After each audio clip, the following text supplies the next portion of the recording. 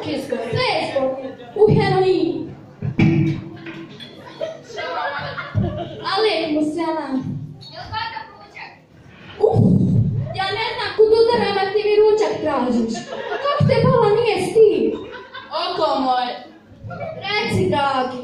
obećala si mi tirit napraviti, hoću da ga vidim na slobu. Biće sutra, dragi, danas nismo imali vremena.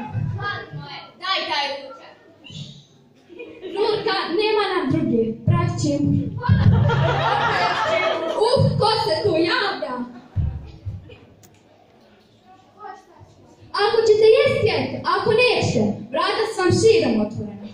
Šta ja to čujem? Mojoj djeci u mojoj kući vrata širom otvorena. Koga danas vrata širom otvorena? Mi nigdje ne idemo, nama je dobro, kome nije, ne.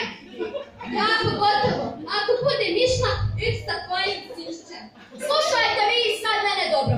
Ovo je moja kuća, ja sam je napravila i u njoj vladam napravila. Ako ja kažem da idete svi kompletno, je to jasno?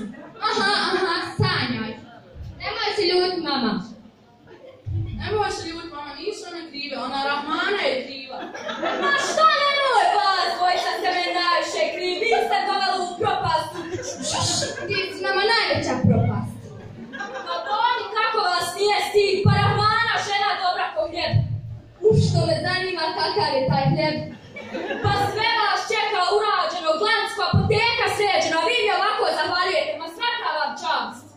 Hvala. Pa u moje vrijeme sve krve se držale ko malo vode na dlanu, ovo je danas sve propast. Pa u tvoje vrijeme više nije tvoje, sad je naše. 21. vijek. Navikli se. Ma neka, tražite vi džehol, džehve neće. Ma hajde štete da te ne budu. Ja znam kako ćemo riješiti ovaj problem. Ovome nema rješenja. Idemo na pijacu. Dobra ideja. Pa ne volim.